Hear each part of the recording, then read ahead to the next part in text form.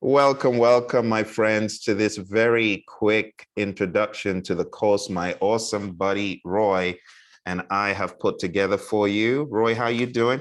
I'm doing great, Phil, and you? I'm doing awesome. Always better to have you, Roy. So let's give a quick intro because some folks may not know who you are. So let me bring up this introductory slide. All right, go, Roy.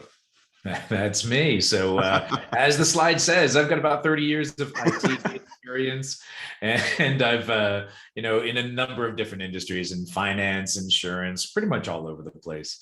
The important thing is that I've been a practicing Agilist, been practicing Agile for well over 20 years now. And I've been coaching and training for about 14. And the reason that that's important is because it's not just theory. It's not just about the stuff that I've read in a book. You get that a lot with a lot of trainers. Not trying to put them down, but that's often what you tend to see. So what I like to bring to the table when I'm going through these sessions is the practical experience, the real world stories, the real world, real life kinds of examples of how things actually happen, not just what you read in a book. Absolutely, Roy. And I've been able to take that away from you. A lot of people don't know you are my genie in the bottle coach, who I go to consult when I'm stuck. And honestly, as a result of your awesome contribution to my project management development, I've gone ahead and taken Agile certifications I wouldn't have even dreamed of. So I want to thank you personally for that. All right, for the folks who don't know me.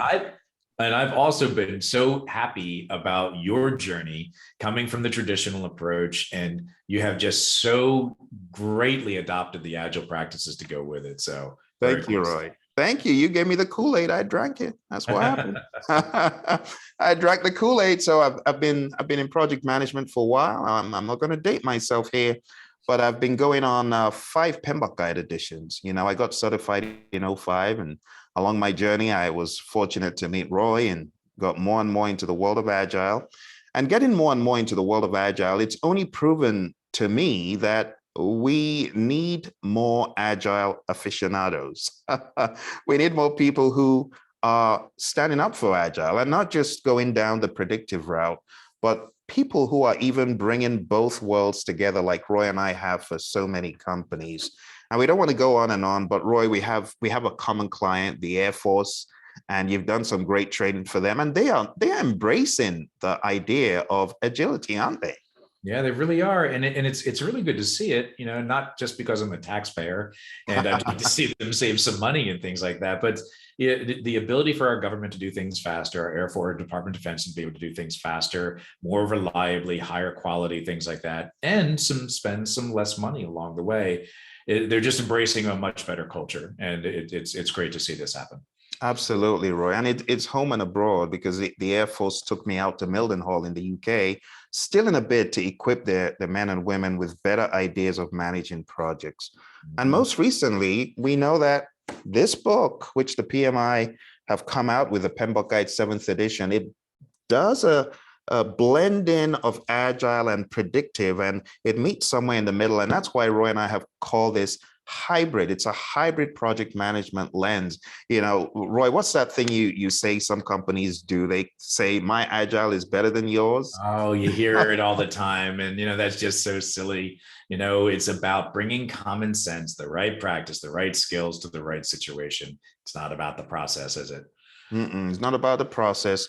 And that's why we want you to journey with us. Roy and I are going to be breaking down this new publication from the PMI called the Pmbok Guide 7th edition. Whether you are taking the project management professional exam or the ACP, whatever exam, this is beyond exam, right? Because Roy is a thought leader in this area of Agile. You want to hear what he has to say about this book and from an Agile lens. Let me show you really quickly what exactly we are going to be presenting here. So Roy, first of all, the 12 principles.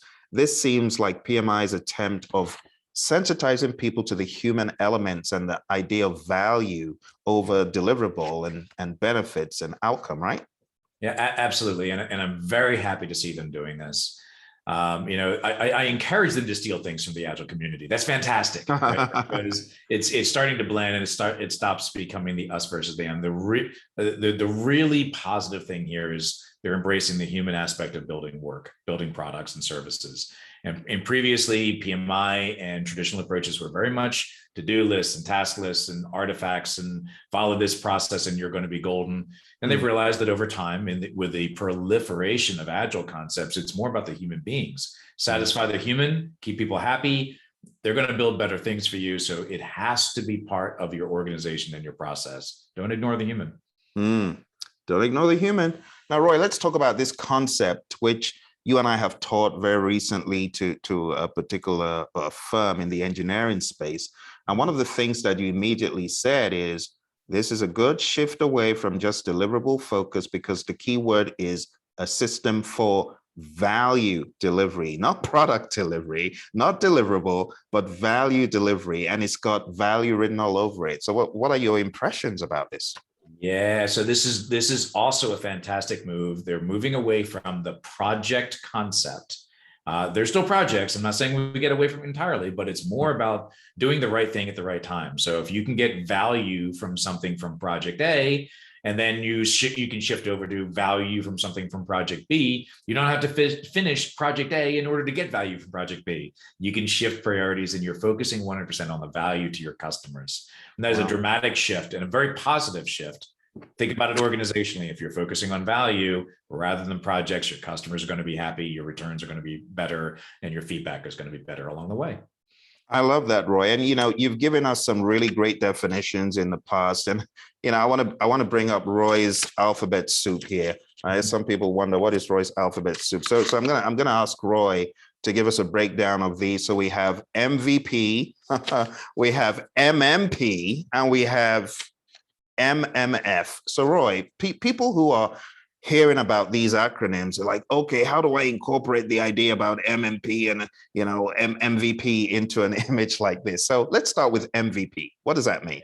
MVP stands for minimum viable product.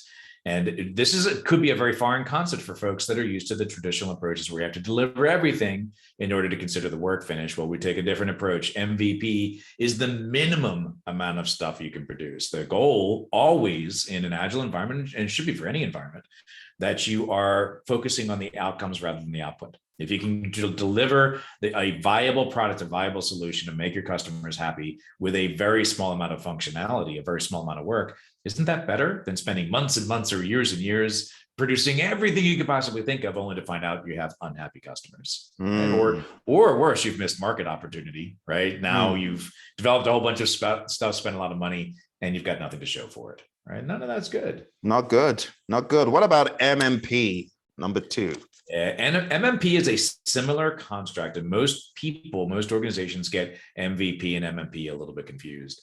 MVP is really to prove the viability of the product that you're trying to build or sell. MMP is the minimum set of functionality you can get away with to make it a marketable product. And they're very related, but different concepts. Most organizations just use MVP, and that's cool, right? It's the concept that we're trying to encourage rather than just the words. But MMP is the smallest amount of functionality. MVP is the viability of the product, that it is actually a viable product. You see, Roy, and I'm telling you, folks are going to learn a lot from this session at hybridprojectmanagement.com, because what I can attest to from training that I've been to with you and learned from with you is you go deep. He goes hard. He goes hard, people. He goes hard into this stuff that by the time you are done listening to him, you come away with a renewed understanding. Case in point, we had one of our students who's speaking to us tomorrow, Peter. He went through your training on our online system, Roy. And what he said is, I was already a CSM, ready into the world of Agile, but listening to Roy, it helped me identify who I am even more from an Agile perspective. This is why I love talking to you about this stuff. All right, the last one, Roy, is MMF. What's that? MMF is minimum marketable feature.